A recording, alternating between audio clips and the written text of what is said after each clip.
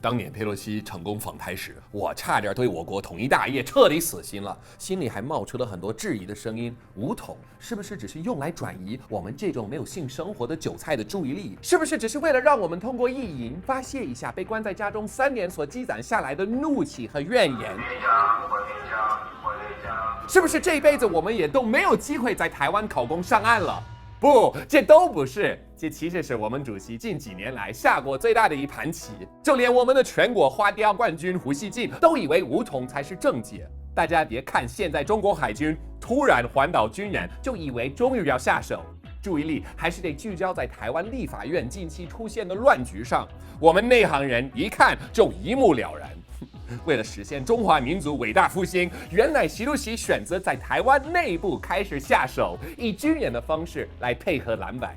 这一幕的出现，虽然让几万台湾人上街抗议，说没有讨论，没有民主，但是熟悉习近平思想的朋友们都知道，这一句话的下半句是没有民主，没有思考，没有思考就没有烦恼。Do you see？而立法院作为台湾民主的核心机构之一，显然是烦恼重地。民主思想越重的人，越喜欢在立法院要通过的法案里挑毛病，说这个内容有点太模糊，能不能说具体一点？呸！所以熟悉民进党底线的国民党立法委徐巧芯，在那一天去上班前，内心就有预感。民进党很有可能无法接受近35年来第一次使用举手表决的方式，从而也许会开始扰乱现场秩序。这一预感让他烦恼和压力倍增，为了解压，就决定向 Barbie 学习，尝试 rollerblading to work， 以减轻民主带来的副作用。那我里面其实是有放了这个溜冰的时候用的用具，还包括了这里也是有。看到了吗？所以根本不是像民进党立法委员林楚茵指控的那样，立法员的这一次闹剧是国民党有计划的实施阴谋，所以徐巧芯才在那天提前穿好了全套的护甲。I don't know about you guys, but I don't want to live in a country where I can't wear full body armor and rollerblade to work without being accused of trying to dismantle the entire democratic system. Am I right? 再说了，人家根本没有暗藏武器，人家的武器是明摆就举在眼前的。仅次于柯文哲，徐巧芯可能是整个台湾最熟读毛泽东理论的人，他深知枪杆子里出政权。But unfortunately， 在台湾搞不到枪杆子，就用底杆子也是一样的。它们的作用都是防止不同的意见传到民众的耳朵里。在民进党对法案百般刁难的情况下，最好的办法就是让一个人的声音足够盖过所有人的声音，哪怕盖不过去，也能起到暂时转移注意力的作用和效果。这也是共产党能够成功维稳14亿人的关键所在。台湾。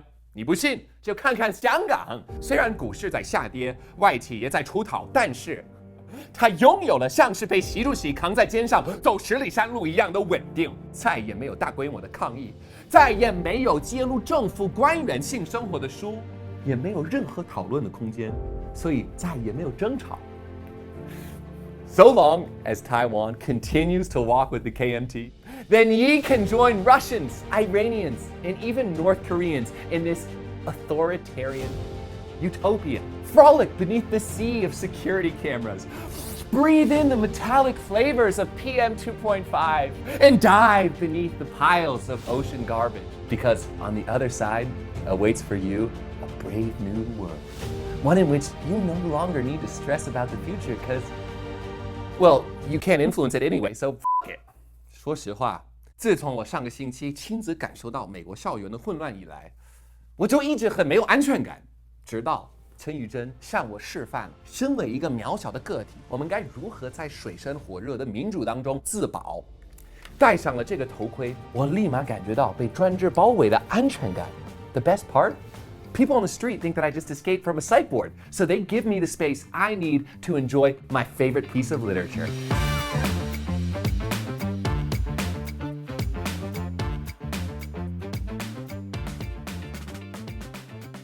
陈玉珍是怎么想到这个绝妙的点子呢？那当然是受到我们中国最牛逼的海外记者的启发。在面对法国民主爆发的威胁时，他也是用了同样的一招。怪不得柯文哲老说两岸一家亲哦。说到柯文哲，我们还不得不聊一下台湾第三党民众党为祖国统一做出的贡献。没有他们的支持，那这些新法案肯定无法通过。所以 respect， 尤其是一位叫黄国昌的立委，他一定要插队哦，他一定要插队哦。民众党立委黄国昌对民进党团总召柯建铭跳针狂吼不要插队。当 MC 乐去台湾的时候，我发现台湾人与中国人最大的区别，绝对是在于台湾人不插队。直到我看黄国昌才发现，台湾人的插队定义与我们不一样。中国人对插队的印象是在北京火车站排队买票时，一位来自天津的大妈肆无忌惮地插入到队伍前面，然后周围的人一个屁都不敢放。中国人这种不愿意做枪打出头鸟的精神，也是我最欣赏的。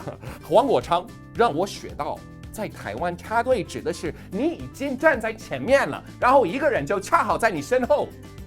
也就是说，台湾人的插队跟他们的书写顺序一样，与中国相反。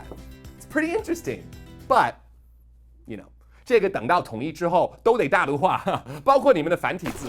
Whoa, okay, all right, relax. You can keep your fucking hearts in your love, Jesus Christ. 民进党立委郭国文跳出来解围。那么 people are complaining that Huang Guochang is spitting on this Guo Guowen, but hey, democracy is messy. So I suggest Mr. Guo and the entire DPP learn from Bruce Lee. Be like saliva, make its way through teeth cracks. Do not be assertive, but adjust to the object, and you shall find a way around it. Luckily, I can get DPP legislators a great deal on some China-made visors capable of protecting your face from even the biggest loogies. Here to demonstrate this is my friend Robert. He will be Huang Guochang, and I will be Guo Guowen. Did you cut me in line? Dude, I'm behind you. Did you cut me?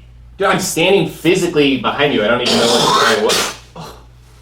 Thank you, Robert, for that demonstration, and thank you to all our members and patrons who support this channel. Writing these scripts takes a lot of effort and time, so I'm grateful for all of you. 我是 MC 乐，我们下期再见。Peace.